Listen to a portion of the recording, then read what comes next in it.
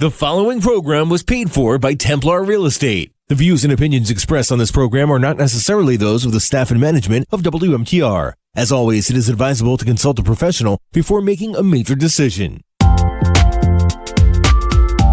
It's time now for the Templar Real Estate Talk Show. Here's your host for the program, Joseph J. Zoppi.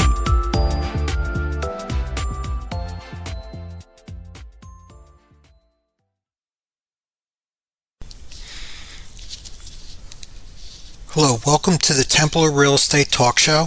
My name is Joseph J. Zoppi. I'm a real estate investor, consumer advocate, author, and managing partner of Templar Real Estate Enterprises. I'm recording this again from my home. I hope the quality of the sound is a lot better, or at least a little better than the past couple weeks. I know it's just been challenging recording this from home, and I'm not in a sound studio. Just the echoes and everything, it's just I know it's somewhat distracting, so I apologize for that. You could reach us at templarcashforhouses.com, or you could call us at 973-315-7990, and you could ask us any kind of questions you'd like. You could also post some questions to us that I can discuss over the air. My company is a real estate investment firm. We buy houses for cash. We buy apartment buildings. We do joint ventures with other real estate investors. We loan money for rehabs and provide transactional or gap funding.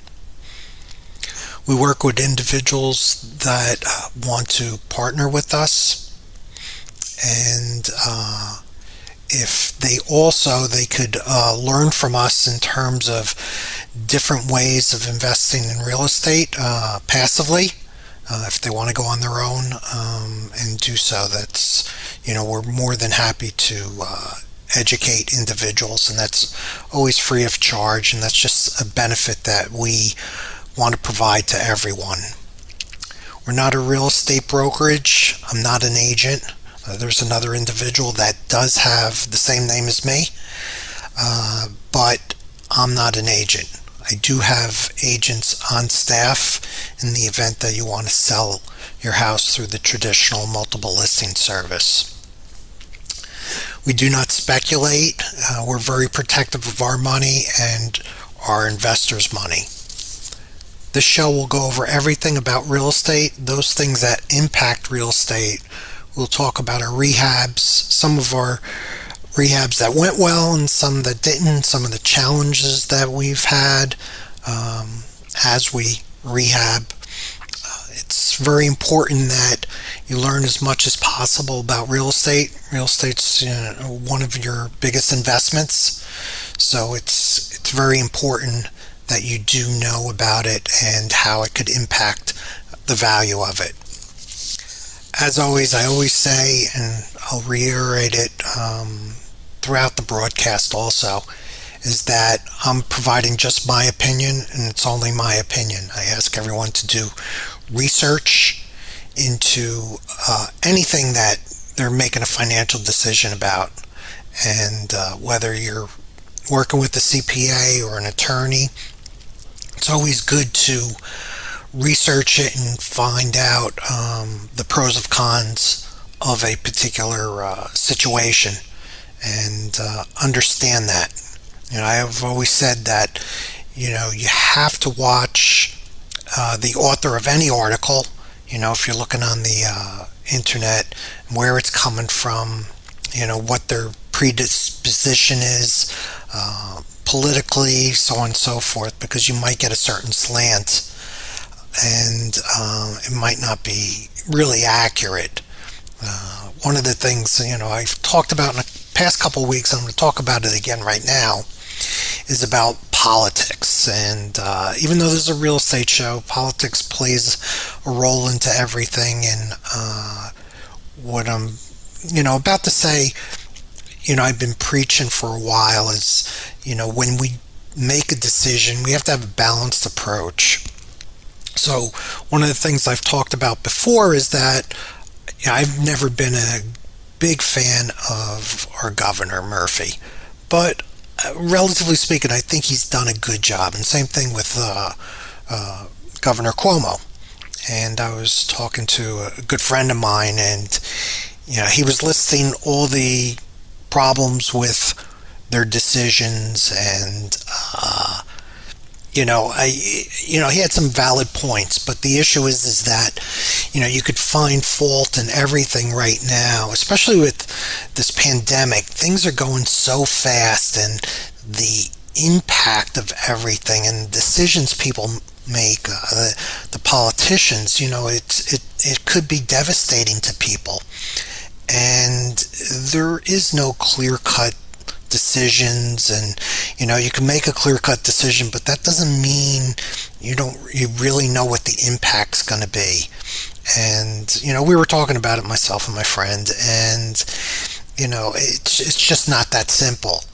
And same thing with the president. So everyone's trying to spin the president. He's not doing a good job. There's so many things going on, and the complexity of the United States and everything with it, from the military, which he still has to figure out and keep an eye on, intelligence, what's going on with the jobs, where the market is going, so forth. So it's not an easy job. And kind of what frustrates me also is the statements made in the media that just aren't accurate. One of them, way back when I got into a car accident, and it was a head-on collision, and I made it through okay and really didn't get hurt at all.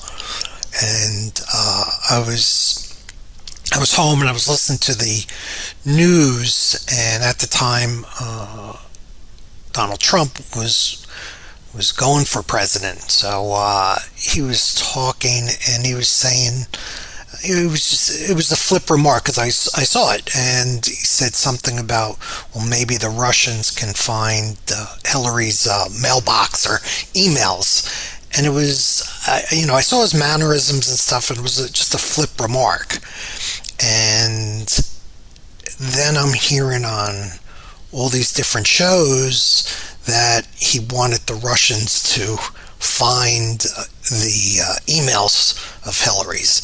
And this was almost on every major station saying that he wanted to do that. And that was not the case. I saw it specifically. And now, this time they're saying about that he said to inject yourself with disinfectant, and that was not what he said. He was generally speaking and saying that maybe there's a means by which we could clean out the body or clean out the cells or something like that. And he said it was basically up to those individuals that know this stuff. Maybe that's possible, or to have light go through you, like infrared or something like that. And he says, well, it's up to them.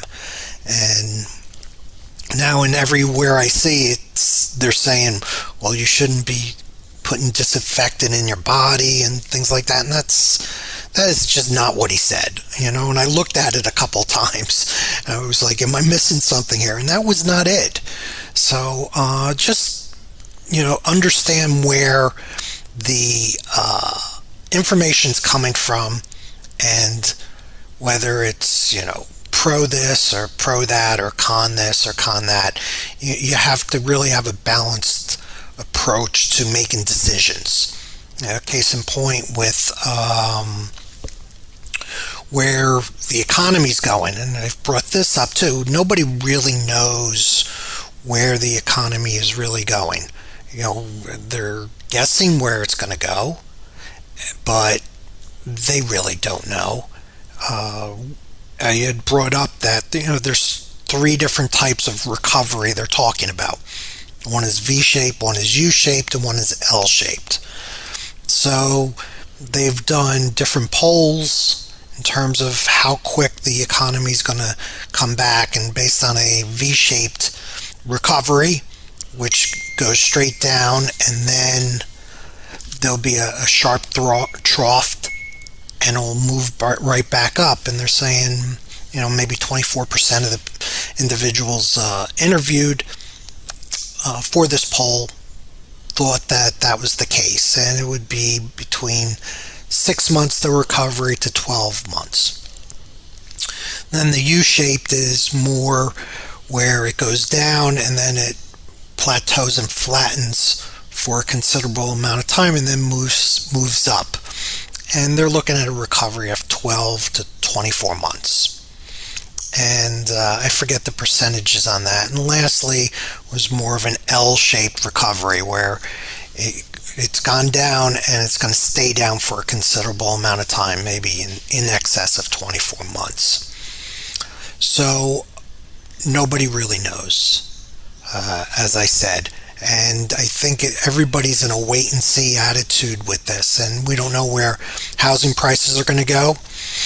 We've had a number of houses are on the market, and some have come off, but the prices haven't changed that much, relatively speaking, because we're all in a wait-and-see mode.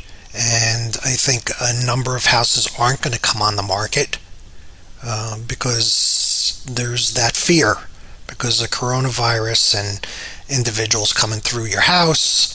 So I think a lot of people are putting it off. Now for us, we're thinking that there potentially could be 10-15% pullback in the next 6 months. And a lot of investors I've been talking to feel the same way, and we're being a little more conservative in terms of where we think we're going to be able to sell those houses and obviously purchase those houses as well. So that it is a challenge to really look forward in terms of an environment like this, because things have just really basically turned off, and now we're going to turn it back on.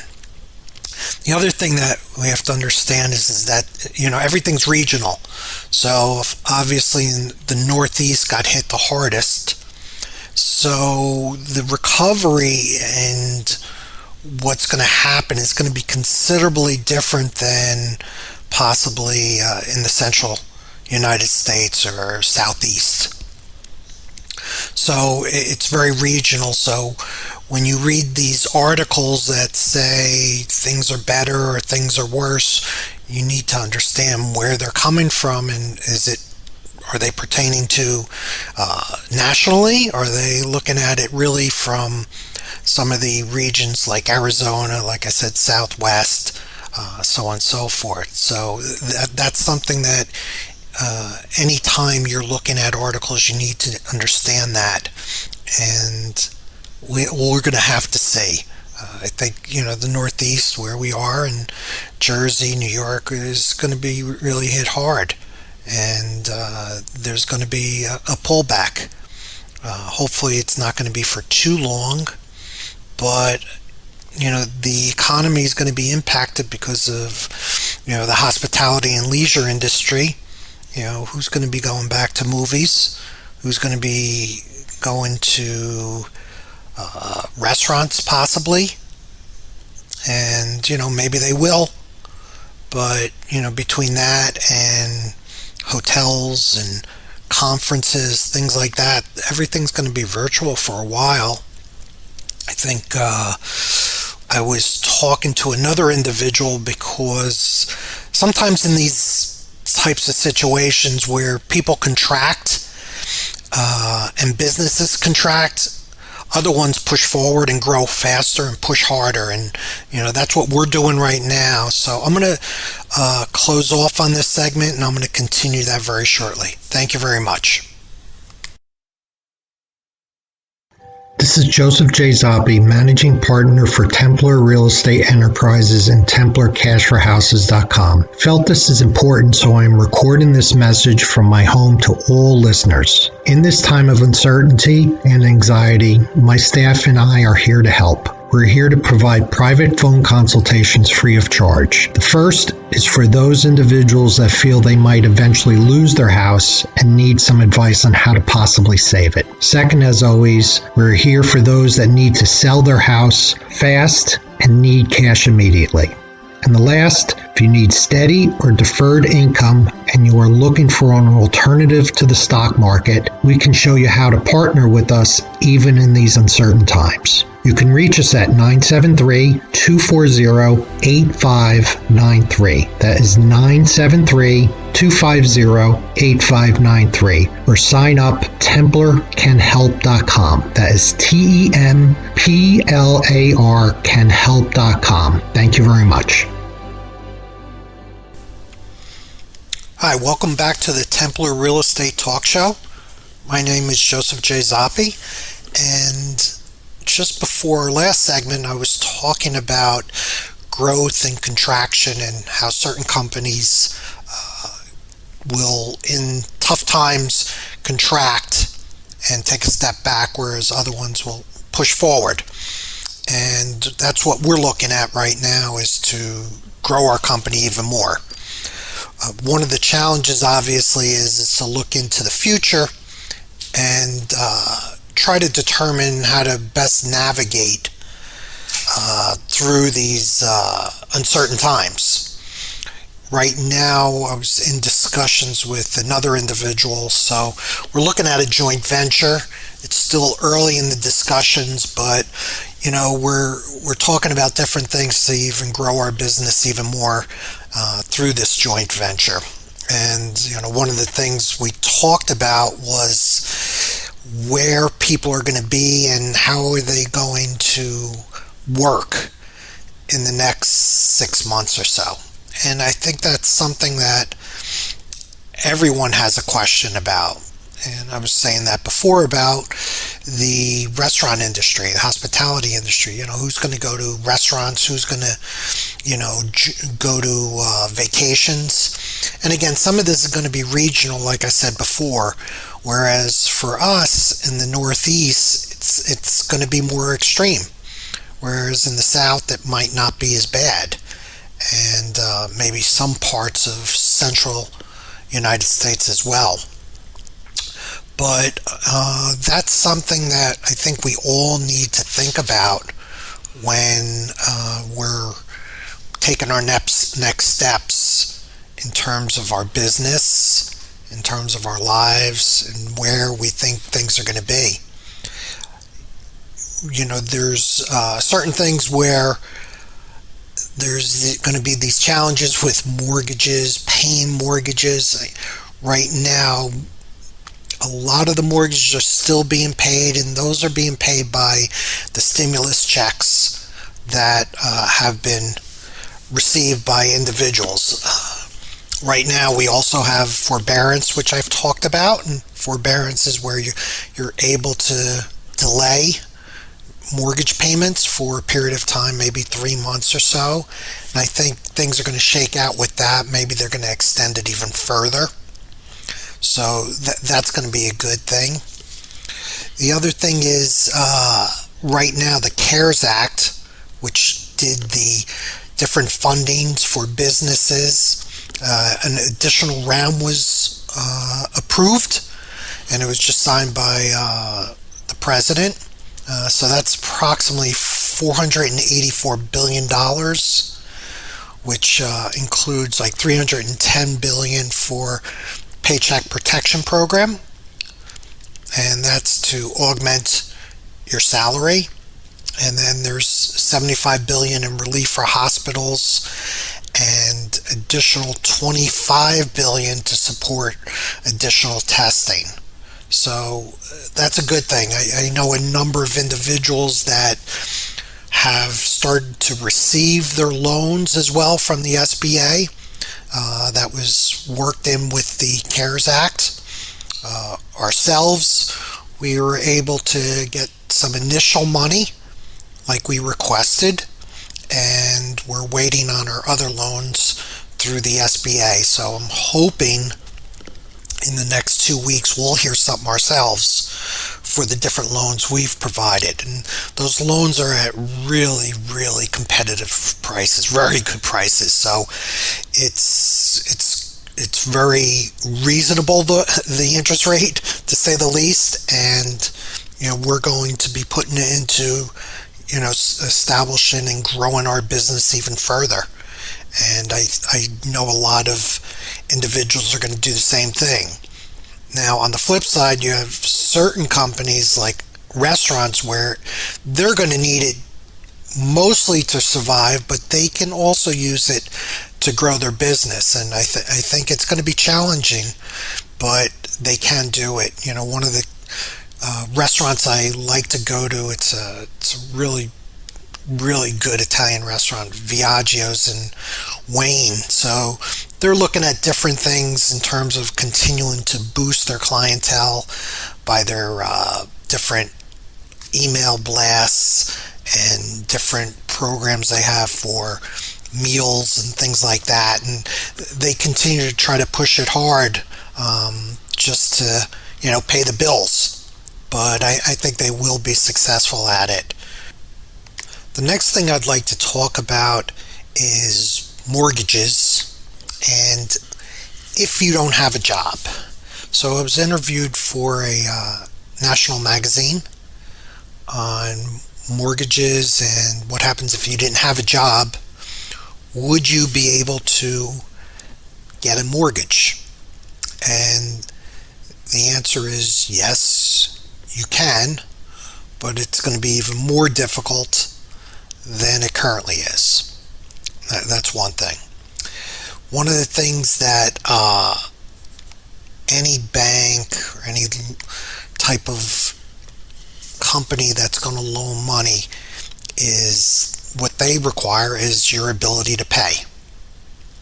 And if you could demonstrate that, then that's good. And that's something that'll ease their mind, and based on their underwriting requirements, you can still get a mortgage.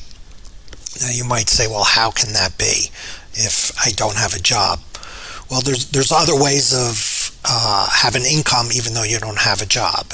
You could have a large portfolio of stocks, bonds, alimony, child support, annuity payments, pensions, VA benefits, or even royalties.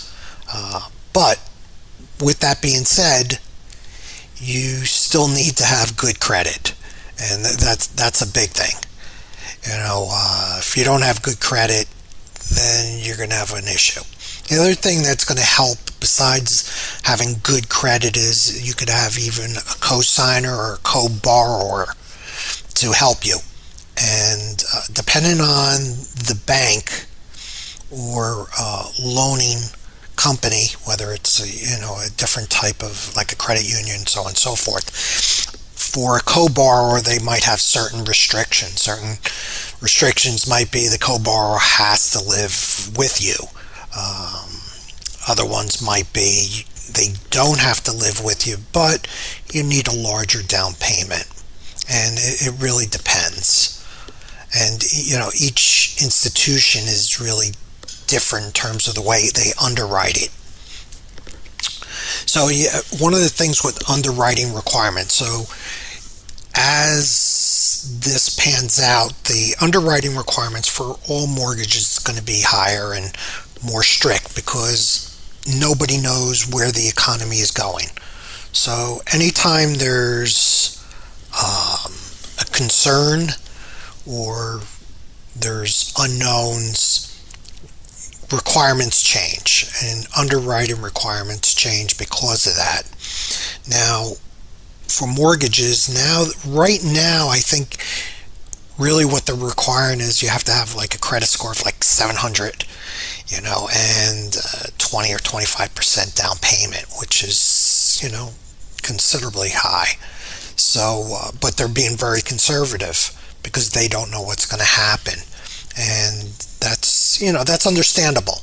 That doesn't mean it's going to always be that way, but maybe for the next 2 months, 3 months, 4 months, it might be that way. Especially, I think, going through the summer time frame, there's going to be a lot of apprehension. And that apprehension is because, we went through Q1, quarter one, and now we're right now in quarter two. So quarter two, nothing's going on, or relatively speaking, a lot of businesses aren't doing anything. So Q2 is going to end in June. So in July, they'll start reporting on Q2. So that's right in the middle of the summer. So I think there's going to be a understanding of where this economy is going. And, it depends, because we might say, well, May's going to be slow, June's slow, but, July starts picking up. And if things start picking up, again, mortgage requirements, the underwriting requirements will be eased a little bit dependent on that. And that goes into where everyone is seeing the economy, whether it's a V-shape, U-shape, or L-shaped. So that's going to change. So it might be tougher now, but as the summer progresses and into the fall, it might be a lot less. And that's a good thing. Now, there's also some other ways of qualifying for mortgages if you don't have a job, or the restrictions are not as strict. And that has to do with VA loans, and also there's a Freddie Mac Home Possible loan.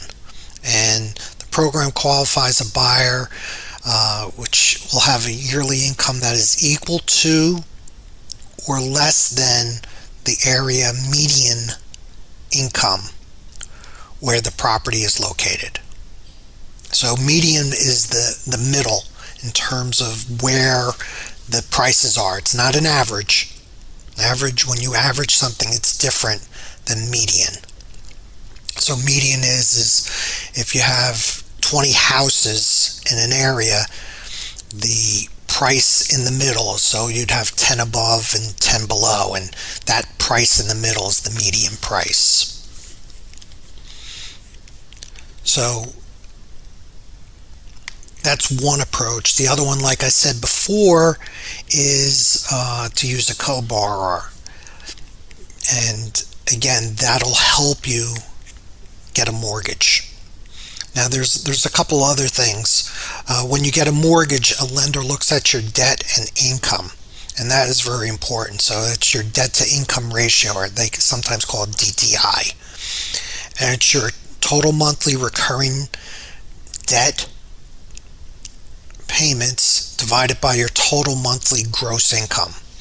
So the calculation tells the lender how much you could pay.